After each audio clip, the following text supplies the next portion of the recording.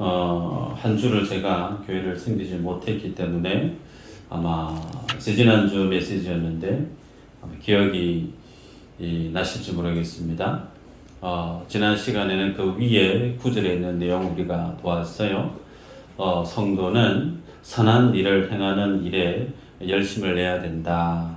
그러면서 그 선한 일에 대한 상반된 모습이 뭐였느냐면 에베소서에 기록되어 있는 에베소 교회 안에 그 구성원된 성도들 중에는 이전에는 도둑질을 하는 이가 있었다는 거죠.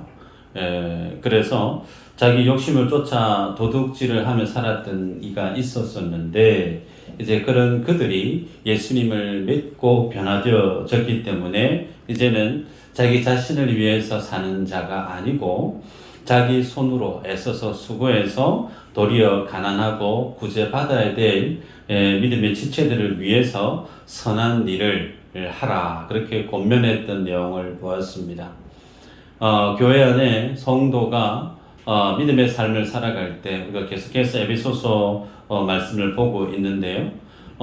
사도 바울은 4장의 내용들을 쭉 보면 그 마지막 구성되는 표현 방식이 명령형으로 되어 있는 거 여러분 느껴지십니까? 뭐 하라, 뭐 해라. 그 말의 의미는 강조하고 있다는 거예요. 에베소 초대 교회였음에도 불구하고 많은 종교 개혁자와 개신교들이 초대 교회로 돌아가자, 마치 초대 교회는 교회의 완전했던 모습인 양 우리가 상상하기 쉬운데 그렇지 않습니다. 초대교회 안의 모습 속에 특히 고린도 교회의 우리 모습을 생각해 보면 얼마나 어설프는지 몰라요. 그 안에 문제가 많고 세상에서도 다루지 않는 정말 그런 모습들이 교회 안에 일어났던 그 모습들, 여러분 그게 뭐라는 거예요? 교회입니다. 교회는 완전한 곳이 아니에요. 인격적으로 신앙적으로 완전체들이 와서 하나님 앞에 영광 돌리는 그런 곳이 세상의 교회가 아니에요. 세상의 교회는 공사 중인 교회라고 그랬습니다. 공사 중. 그래서 그 교회가 하나님의 말씀 앞에서 훈련되어지고 빚어지고 연단되어져야 되는 그런 과정 속에 있는 하나님이 세우신 하나님의 공동체가 교회였는데, 그래서 사도 바울은 에베소서를 쭉 설명하면서 명령형으로 언급을 하고 있습니다. 그래서 우리가 보고 있지만 사도 바울은 기독교에 대해서, 구원에 대해서, 교회에 대해서 3장 앞에까지 쭉 예를 들면 이론을 다뤘다라고 생각하면 이제 3장 이후부터 해서 4장 쭉 넘어가는 부분은 행동 강령에 대해서 얘기하고 있어요. 그래서 우리가 신학교에 신학생이 입학을 하게 되어지면 기독론, 신론, 인간론, 성령론, 교회론 이런 어떤 이론적인 내용을 쭉 배웁니다. 근데 그것만 배우고 교회에 나와서 사역을 하면 사역을 잘 할 수 있을까요? 불가능합니다. 뭐가 부족할까요? 실천 신학적인 부분이 필요한 거예요. 전도는 어떻게 하고, 제자 양육은 어떻게 하고, 직분자는 어떻게 세우고, 그죠? 교회 안에 실제적인 사역들이 소위 실천 신학적인 학문의 영역으로 자리를 하고 있습니다. 그 중에 하나가 선교도 그 안에 포함되어져 있죠. 그래서 오늘 본문에는 또다시 사도 바울이 구원받은 성도와 그리고 구원받은 이들이 모여서 예배하는 교회가 그 하나님의 구원하심에 대한 교회의 영광을 구현해내기 위해서 성도들이 반드시 붙들고 견지하고 살아가야 될 실천, 강령 중에 또 한 가지를 언급하는 걸 보게 되죠. 그것이 뭐냐면 오늘 말씀의 중심의 표현이 말에 있습니다.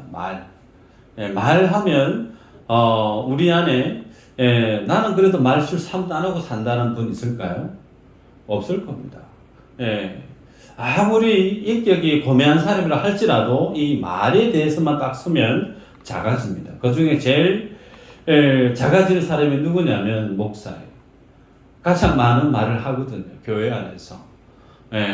본인도 하나님의 진리의 말씀대로 살지 않으면서 혹은 그 진리대로 살지 못하면서 성도들에게 막 하라고 그래요. 막 시켜요. 속으로 제가 목사 되기 전에 그랬습니다. 교회 다녔던 청년 때 목사님 당신은 잘 사십니까?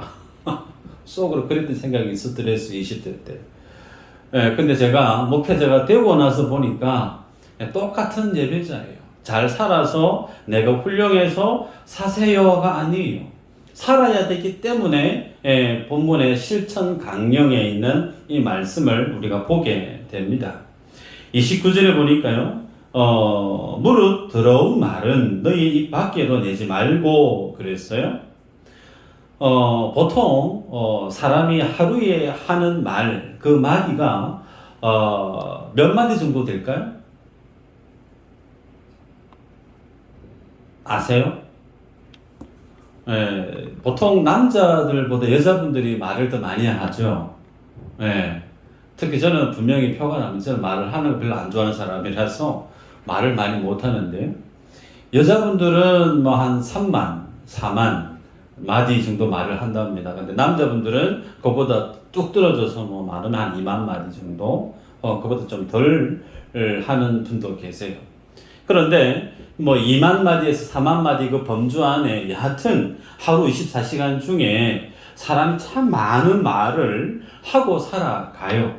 우리가 많은 말을 하고 살아가는 중에 오늘 본문에 있는 내용을 통해서 구분을 딱 지으면 어떤 종류의 말로 양분되냐면, 하나는 더러운 말이에요. 더러운 말. 그 다음에 우리가 읽었지만 또 한편에 있는 말은 선한 말이에요. 그래서 오늘 본문에서 말씀하는 더러운 말, 선한 말, 이 말에 대한 내용을 좀 우리가 곱씹어 볼 필요가 있습니다. 청국장을 좋아하시는 분이 계실지 모르겠지만, 청국장을 맛있게 먹었어요. 양치를 열심히 했습니다. 사무실에 똑 앉았는데 지나가는 사람이 무슨 말을 할까요? 무슨 냄새고? 누가 뭐 청국장 먹었나? 아무리 양치를 하고 해도 어떻게 해요? 내 몸에 청국장 냄새가 배어 있는 거예요. 저는 라면을 참 좋아합니다. 집사람이 하도 먹지 말라고 해가지고 집사람이 없을 때는 정말 행복하게 라면을 끓여 먹는데요. 라면을 먹고 난 다음에 완벽하게 다 처리를 합니다. 근데 남아있는 게 있어요. 라면 봉지가 남아있어요. 혹은 그 냄새가 남아있어요. 그러면 또 라면 먹었어요. 구박을 듣긴 하는데요. 아무리 내가 단도리를 잘 해도 뭐가 있죠? 흔적이 남아요. 말이 뭔가, 말이 마치 그와 같다는 거예요. 우리가 일상 속에 많은 말을 하지만 그 말 안에는 무엇이 내재되어져 있느냐면 그 사람의 내면의 모습이 그대로 담겨져 있습니다. 우리가 마치 병원에 가면 가슴이 아팠는데요, 어디가 아픈데요, 서보세요. 엑스레이를 착각 찍죠. 그러면 내 뼈가 어떻게 생겼는지 비로소 엑스레이 사진을 보면 알 수 있잖아요. 아, 내 뼈가 저리 생겼구나. 직접 볼 수 없잖아요. 사진을 봐야만 알 수 있잖아요. 내 인격의 모습이, 내 내면의 모습이 마치 무엇으로 투영되어지느냐면 그것이 곧 말입니다. 그래서 우리가 신앙생활을 하면서 특히 목회자가 갖는 가장 큰 고심이 있습니다. 뭐냐면 목회지에 와서 열심히 말씀을 나누고 섬기고 목회를 했는데도 불구하고 도무지 저분은 1도 변화가 안 되더라. 전혀 삶의 변화가 제로다. 그런 분을 만나게 되어지면 목회자는 10중 8구 맥이 빠집니다. 내가 여기서 목회를 계속 해야 되나 말아야 되나, 그 부분까지 고민하게 돼요. 내가 잘 살고 있나 못하고 있나. 그런데요, 그렇게 열심히 말씀을 나누고 교제하고 함께 훈련을 함에도 불구하고 도무지 변화가 일어나지 않는, 성장, 성숙이 일어나지 않는 사람들의 공통된 내용이 뭐냐면요, 그분에게 있어서 신앙의 주체자가 누구냐면 예수 그리스도가 아닙니다. 유심히 한번 보세요. 옆에 분 한번 보십시오. 신앙생활 잘하고 있는지. 신앙생활을 하면 할수록 변화되어지고 성숙되어지고 그 믿음이 자라나야 돼요. 그런데 전혀 처음이나 10년 전에는 20년 전에 똑같다. 라고 하시는 분들의 신앙생활 패턴을 유심히 지켜보면 그 안에 뭐가 있느냐면 신앙의 주체가 자기 자신입니다. 말씀 한 구절 볼까요? 요한복음 1장 17절인데요. 한번 읽어보십시다. 시작.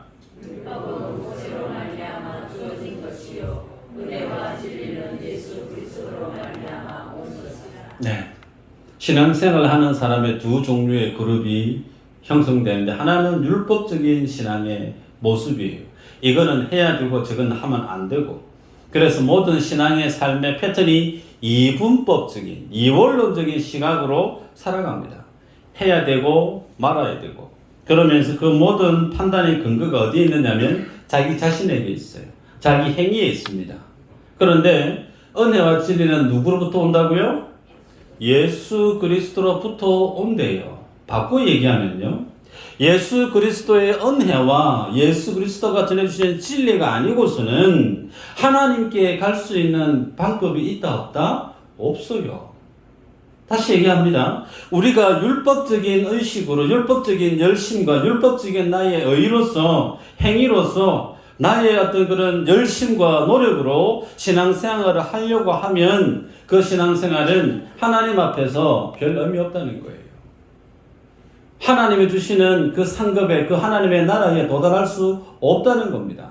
그래서 신앙생활의 원리는 어디에 있느냐면 하나님이 주시는 은혜와 하나님이 주신 그 진리로 살아내야만이 그 은혜와 진리를 붙들고 매일매일 살아내는 그가 뭐 한다는 거예요?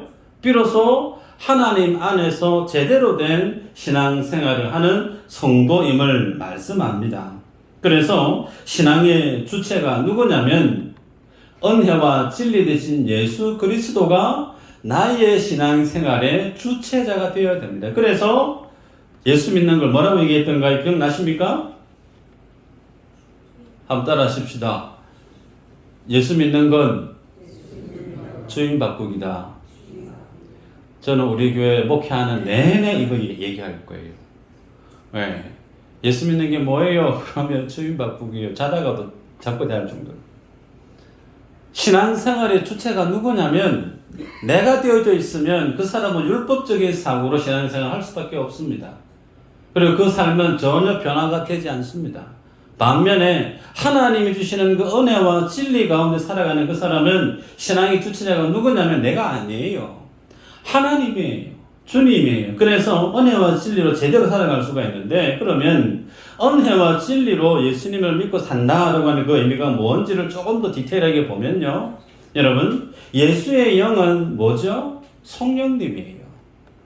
예, 성경에는 구원에 대해서 다양하게 표현하듯이 성령님을 또 다르게 표현하면 예수의 영입니다.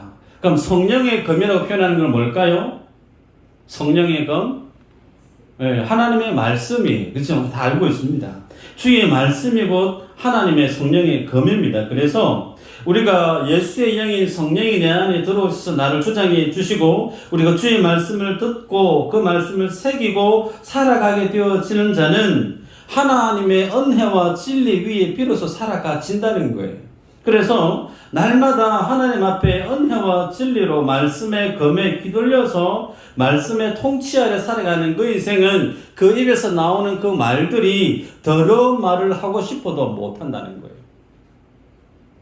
반면에 그러면 계속해서 자기가 변화가 되지 않고 내 속에 더러운 말이 계속해서 불쑥불쑥 튀어나온다라고 하는 성도는 지금 뭘 안 하고 있느냐면 성령의 검 대신 하나님의 말씀을 듣고 있지 않다는 반증입니다. 제가 지금 여러분에게 스스로 진단하게끔 말씀을 드리고 있는 거예요. 내 삶이, 내 인격이, 내 어떤 삶의 모든 전반적인 영역들이 이전과 이후 계속해서 조금씩 더디지만 변화되어져 가고 성숙되어져 가고 있다는 것은 내가 주님의 통치를 받고 있다는 거예요. 말씀의 다스리심을 받고 있다는 거예요. 그런데 전혀 내 삶에 변화가 1도 없다라고 하는 그 사람은 지금 뭘 안 하고 있느냐면 하나님의 말씀을 지금 안 듣고 있다는 거예요. 못 듣고 있다는 거예요. 그러기에 그의 변화가 일어날 수가 없는 겁니다. 그래서 우리들은 신앙생활 할 때 늘 자기 자신을 유심히 돌아볼 필요가 있는데 이 말씀 같이 한번 볼까요? 히브리서 4장 12, 13절 한번 읽어보십시다. 시작. 하나님의 말씀은 살아있고 활력이 있어 좌우의 날선 어떤 노보다 위하여 공과 영과 및 관절과 골수를 찔러 죽게 되게 하며 또 마음의 생각과 뜻을 판단하나니 지으신 것이 하나도 그 앞에 나타나지 않음이 없고 우리의 결산을 받으실 이의 눈앞에 만물이 벌거벗은 것 같이 드러나느니라. 아멘. 여러분, 말씀을 우리가 대할 때 방금 읽었던 이 히브리서 4장 12, 13절을 대할 때 여러분 두 가지를 꼭 기억하시길 바랍니다. 하나는 하나님의 말씀 살아있대요. 역사하신대요. 그 말씀은 정말 칼처럼 우리의 뼈와 골수를 생각을 찔러 쪼개기까지 능력이 있다라고 말씀을 합니다. 그래서 그 하나님의 말씀 앞에 서 있는 자는 마치 어떤 자세로 서야 되느냐면 발가 벗은 것처럼 하나님이 말씀으로 주님이 나를 원하시는 모습으로 아름답게 조각하시게끔 나를 그 말씀에 내 던져야 된다는 거예요. 그래서 날마다 그 말씀이 내 귀에 들리고 내 마음에 들려서 내 안에 부족함이 뭔지, 내 안에 허물이 뭔지, 내 삶의 인격 속에 깎아내야 되고 덮어내야 되고 가려야 되고 파하고 버려야 될 것들이 뭔지 날마다 말씀 앞에 어떻게 해요? 홀라당 벗은 것처럼 그렇게 주님 앞에 서는 자세가 필요하다는 겁니다. 두 번째, 그렇게 하나님의 말씀 앞에 서게 되어지면 그가 말씀의 통치를 받는다고 그랬습니다. 하나님의 다스리심을 받는다고 그랬어요. 그리고 그 마지막 날에 주님이 뭐 하신다고 13절 말미에 결산에 대해서 말씀을 하십니다. 결산. 아르바이트를 해보신지 모르겠는데요. 가게 아르바이트를 하든 캐시를 하다 보면 아침에 출근했을 때의 돈과 그리고 마감할 때의 그 돈의 액수가 같아야 되죠. 그거 안 같으면 피곤해집니다. 결산을 제대로 해야 돼요. 결산 잘못하면 어떻게 해요? 물어내야죠. 소위. 매일매일의 삶이 여러분은 하나님 앞에서 뭐 하는 삶이냐면 결산하는 날입니다. 여러분 이거 기억하시길 바라요. 예수 믿고 막연하게 살다가 심장마저 죽으면 주님 나라 가는 그런 거 아닙니다. 우리의 믿음의 구원의 삶은 예수 믿은 그날부터 우리의 영원한 천국의 삶은 시작된 거예요. 믿으시길 바라요. 그리고 그 매일매일의 시간은 하나님이 지금 뭐 하고 있느냐면 결산하신대요. 하루치만큼 어떻게 살았는지 주님이 계산기 튀기고 결산하신대요. 무엇에 대해서요? 말. 무엇에 대한 말일까요? 하나님의 말씀에 대한 나의 반응이 내 안에서 말로, 특별히 오늘 본문에 보면 사도 바울이 어떤 말요? 더러운 말 혹은 선한 말.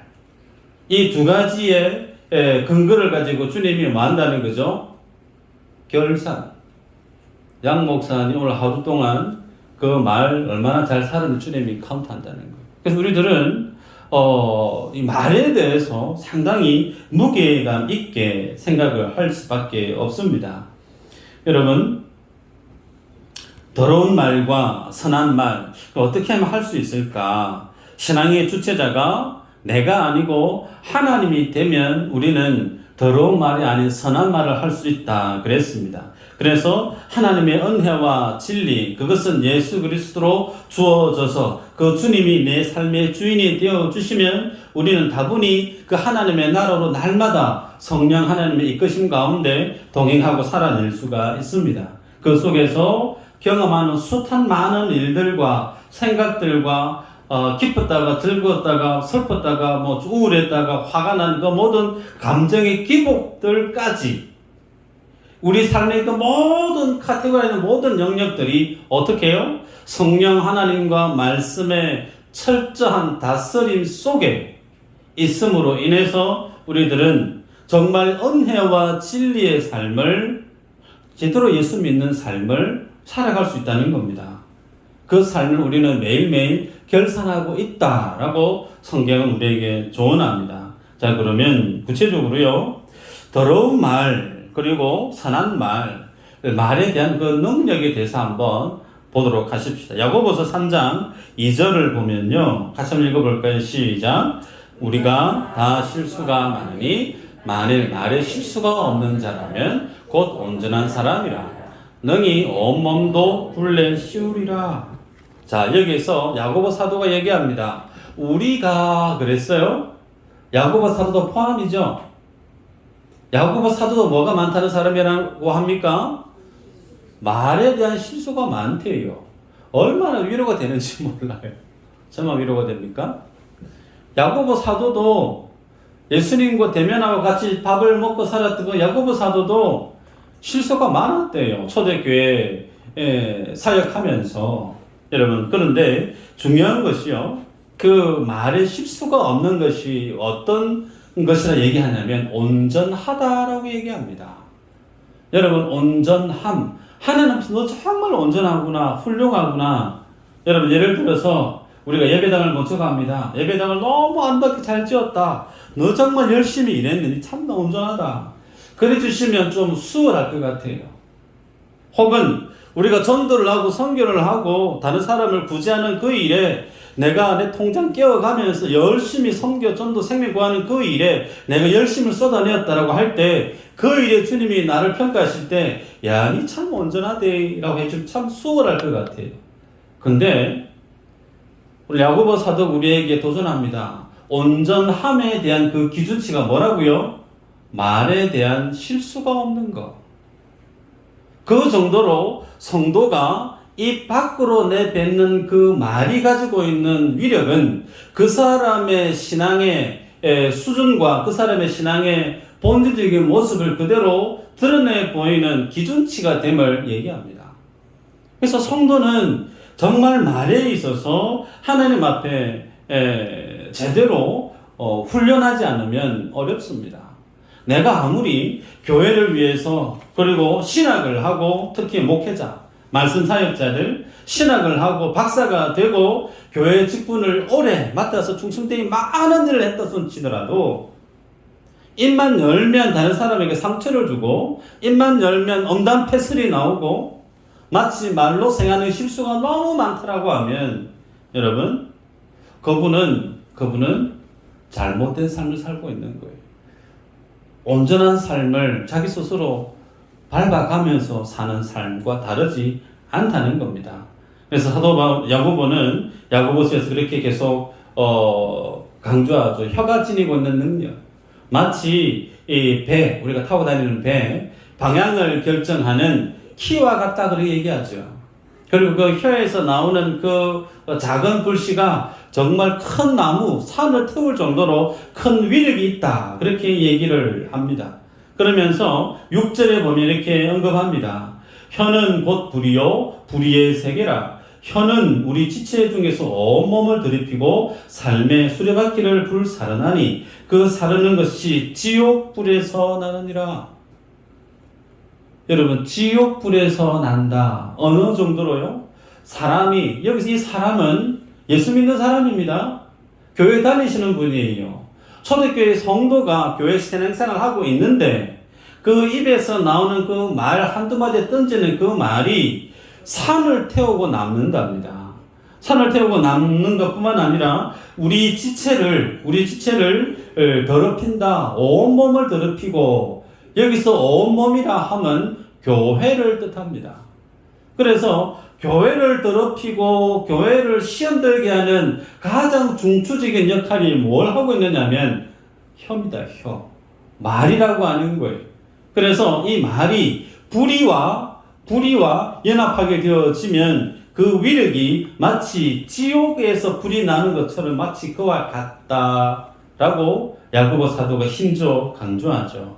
때문에 여러분 하나님의 교회를, 하나님의 공동체를, 성도의 삶을 휘청거리게 만들고 마치 풀어 헤쳐버리고 무너뜨리는 그것은 다른 데 있지 않고 오늘 본문에서 불의한 말, 이 혀의 위력에 대해서 야고보 사도가 언진을 주는데 그 말을 오늘 바울은 더러운 말이다라고 표현하죠. 우리가 안 읽었지만요. 에베소서 5장 3절 4절에 보면요.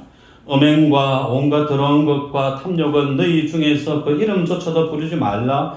이는 성도에게 마땅한 바 아니라 누추함과 어리석은 말이나 희롱의 말이 마땅치 아니하니 오히려 감사하는 말을 하라. 여러분 4장에서도 말에 대해서 언급했어요. 5장에 넘어가도 또 말에 대해서 언급해요. 왜 계속 말에 대해서 언급할까요? 에베소라고 하는 그 교회 안에 좋게 생각해 보면 말 때문에 빚어진 스토리가 많았을 것이다. 이 말 때문에 성도 안에 상처가 되고 시험이 되고 아파하고 힘겨워하는 그런 어떤 불미스러운 소위 하나님의 교회를 흔드는 그런 일들이 좋게 많았을 것이다 라고 우리는 이해할 수가 있습니다. 그래서 사도 바울은 4장 5장에서 얘기하면서 오히려 감사의 말을 해라. 여러분, 이 말이라고 하는 부분, 그래서 성도가 신앙생활 하면서 그냥 입 밖으로 툭 내뱉고 그냥 지나가는 게 아니에요. 지나가는 거 아니에요. 말은요, 남아 있습니다. 여러분 인정하시나요?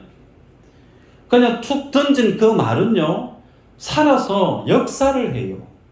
정말 이 사람에게 건너가고 저 사람에게 건너가고 나중에는 눈덩이처럼 되어져서 쓰나미처럼 되어져서 그냥 아무 길 가는 애매한 사람에게 삶을 무너뜨리는 위력이 된다는 거죠.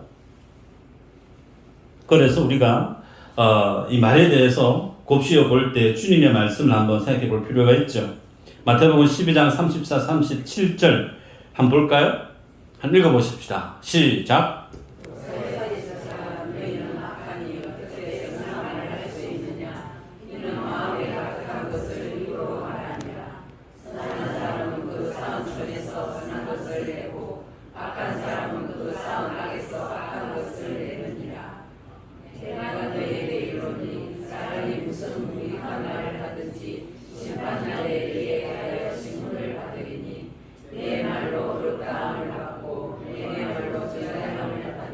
네. 예수님이 하시는 말씀이에요. 종교 지도자들을 향하여서 주님이 질타하듯 하시는 말씀입니다. 요점은 속에 악한 것이 가득한 사람은 선한 말을 못한다는 거예요. 속에 더럽고 악한 것이 있기 때문에 그 속에 나오는 말도 악한 말입니다. 반대로 속에 선한 것이 가득한 사람은 그 입에서 나오는 말도 선하다는 거예요. 그런데 주님이 마지막 날에 그 악한 말로서 악을 행하고 살았던 그 모든 것들에 대해서 주님이 뭐 하신다고요? 심판하신대요. 소위 결산하시고 심판하시고 그에 대한 책임을 주님이 물으시겠다라고 우리에게 말씀을 합니다. 때문에 우리들은 이제 좋은 말, 선한 말을 내 삶들 속에 채워가야 되는데, 그럼 선한 것이 뭔가, 좋은 말이 뭔가, 덕스러운 말이 뭔가 생각해 보면 그것은 다름 아닌 예수 그리스도세요. 이 사람아 선한 것이 어디 있느냐? 아버지 외에는 선한 이가 없다 라고 예수님이 얘기하셨죠. 선은, 이 세상에서의 선은 하나님 외에 없습니다. 다시 얘기하면 우리가 신앙생활 하면서 선한 말을 하고 덕스러운 말을 하고 사람 살리는 말을 하려고 하면 내 안에 뭐가 있어야 된다는 거예요? 예수 그리스도. 성령으로 충만해야 된다는 겁니다. 하나님의 말씀으로 내가 날마다 구비되어져야 되고 준비되어져야 되고 철저히 다스림을 받아야만이 내가 선한 말을 할 수 있고, 반대로 내가 성령 충만하지 않고 말씀 앞에 훈련되어지지 않고 말씀 앞에 깨어있지 않는 사람은 비록 그가 목사라 할지라도, 심지어는 그가 교회의 중직자라 할지라도 어느 누구를 막론하고 그는 악한 일에 쓰임받는 사단의 종의 역할을 하게 되어진다는 게 예수님이 하신 말씀입니다. 그러기에 오늘 우리들은 본문에서 주님 우리에게 도전하듯 더러운 말 너희 입 밖에도 대지 마라 라고 하는 말에 대해서 우리가 눈을 집중해야 되겠죠. 자, 그럼 말씀을 맺어가는데요. 그러면 사전적으로 더러운 말, 그 말의 의미는 썩은 거, 쓸모없는 거, 부패한 거, 그 뜻이 소위 썩은 더러운 말이라는 뜻입니다. 그래서 소위 음담 패스를 하거나 세상에 욕설을 하는 것, 그것만이 더러운 말이 아니고요. 본질적으로 더러운 말이라고 하는 것은 적 그리스도적인 말을 포함하고 있어요. 여러분, 더러운 말이 어떤 말이라고요? 적 그리스도적인 말. 소위 예수 그리스도를 대적하는 모든 말들이 더러운 말이라는 거예요. 여러분, 하나님이 세우신 공동체가 가정이 있습니다. 하나님이 세우신 공동체가 교회가 있어요. 하나님이 세우셨으면 우리는 인정합니다. 그러면 그 하나님 세우신 공동체 안에는 하나님의 영적인 질서가 반드시 살아 있어야 되죠. 아멘인가요? 자식이 부모님을 공경하지 않습니다. 그 가정은 문제가 심각하죠. 성도가 말씀 사역자를 전혀 존중하지 않고 존경하지 않는다? 그 교회도 동일하게 심각해요. 심각해요. 제가 부교육절에 있었을 때 큰 교회에서 경험하게 되어지는 씁쓸함이 뭐냐면 부교육자, 부목사님들을 마치 쓰다가 다 되면 부품처럼 버리는 소모품처럼 여기는 분위기가 교회, 한국 교회 안에 팽배합니다. 담임 목사님보다 부목사님은 그냥 뭐 부목사 누구. 예. 부목사 없습니다. 다 목사예요. 부목사가 있습니까? 없습니다. 똑같이 목사로 하나님 앞에 안수받은 인직을 받은 목회자예요. 단지 포지션이 담임이냐, 그 담임을 돕는 서브냐, 그 차이지. 부목사, 부목사 있습니까? 없습니다. 똑같은 목회자란 말이에요. 근데 한국 교회가 그걸 계급처럼 나눠서 마치 부품 쓰다가 다 되면 교체하는 것처럼 여기는 한국교회의 아주 고질적이고 잘못된 모습들을 제가 보면서 많이 씁쓸해했습니다. 여러분, 때문에 적 그리스도적인 더러운 말, 다시 얘기하면 하나님이 세우신 그 질서를, 하나님이 세우신 그 공동체를 흔드는, 상처를 주고 사람의 마음을 뒤흔드는 그런 어떤 적 그리스도적인 말, 모든 것들이 더러운 말이더라 말씀하고 있어요. 반면에 사도 바울은 에베소교회 성도들이 그런 말 하지 말고 이제 선한 말을 해라, 덕스러운 말을 해라. 소위 선한 말을 하라는 이 말의 의미는 집을 세우다라고 하는 뜻이에요. 성전을 세우다라고 하는 뜻입니다. 그래서 사람을 세워가는 거. 여러분, 교회가 이게 교회입니까? 아니에요. 창문 문틀 이거 교회 아니에요. 이거는 예배당이에요. 엄밀히 얘기하면 성전이 아닙니다. 이는 예배당이죠. 성전은 누구예요? 여러분들이 성전이에요. 여러분들이 교회죠. 그래서 우리들은 예배당을 세우는데 참 열심히 하는 거고 당연히 해야 되죠. 우리가 몇 년 동안 계속 기도해 와서 지금 이제 마무리가 다 되어가고 있는데요. 그런데 이 예배당 세우는 것보다 더 열심히 해야 될 게 뭐냐면 교회 세우는 거예요. 믿으시길 바랍니다. 성전을 제대로 세워 가셔야 돼요. 하나님을 아버지로 함께 모여서 지체된 예수 그리스도 한 지체된 모습, 그것이 본질적인 교회고 성전인데 그 안에 하나님 세우신 질서가 분명히 있는데 그 질서를 무시하고 그 선을 쉽게 넘나들 버리는 그 모습들 아니라는 거예요. 말씀을 맺습니다. 주님은 우리에게 말에 대해서 이 한 주간 곱씹어 보게 도전을 합니다. 이 얘기를 듣고 나면 이제 내가 한 주간 동안 말을 조심해야지. 내가 칭찬하는 말, 지난 수요일날 얘기했습니다. 비비원불은 뭐라고요? 비비원불은 백해무익이요, 칭의격감은 다다익신이라 두 분만 예배를 참석하시는 것 같아요. 비비원불, 비난, 비교, 원망, 불평, 백해무익이라는 거예요.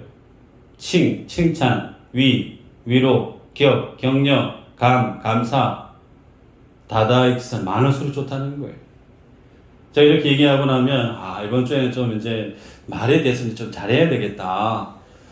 그런 마음을 품으시는 거 고무적입니다. 그런데 그것보다 더 본질적인 게 뭐라고 얘기했느냐면, 내가 통치를 받아야 돼요. 하나님의 통치를, 하나님의 다스리심을 받아야 돼요. 그것이 신앙생활의 바른 정도입니다. 내가 뭔가 잘해야지, 조심해야지.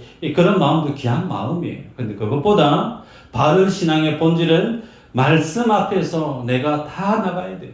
소위 여기 컵에 물이 있는데요. 이 물 깨끗합니다. 물 깨끗해요. 이 물이 처음부터 깨끗했던가요? 아니요. 정수기를 통과했기 때문에 깨끗하죠. 정수기. 원래 들어가는 원물은 더러운 물이죠. 불순물이 많아요. 그런데 필터링을 몇 번 경험하고 나면 마실 수 있는 물로 바뀝니다. 그죠? 이 과정이 뭘까요? 하나님의 말씀이에요. 내 감정, 내 말들이 부스부스 나올 수 있는데요. 반드시 통과해야 될 필터가 뭐냐면 하나님의 말씀을 통과하란 말이에요. 예수 그리스도 언어의 진리를 통과하란 말이에요. 그걸 통과하지 않고 그냥 건너 뛰어넘어 버리면 그것이 무슨 말일까요? 더러운 말입니다. 더러운 말이에요. 예수 그리스도를 반드시 통과하시고 은혜와 진리를 통과해야만이 그 물이 사람을 살리는 말이 되고 선한 말이 되고 덕스러운 말이 되고 그 하나님의 진리에서 상관없이 내 마음 내 뜻을 마음대로 살고 싶다. 그분은 날마다 하는 그 말이 부지기수가 어떤 말? 사람을 썩게 만드는 더러운 말을 하게 되더라. 이 한 주간 우리 기억하실 때 이 말씀을 기억하십시다. 꼭 이 말씀 얘기하면 이 말씀은 나 말고 다른 사람이 들어야 돼. 여러분 그거 아닙니다. 말씀 적용은 누구에게 하는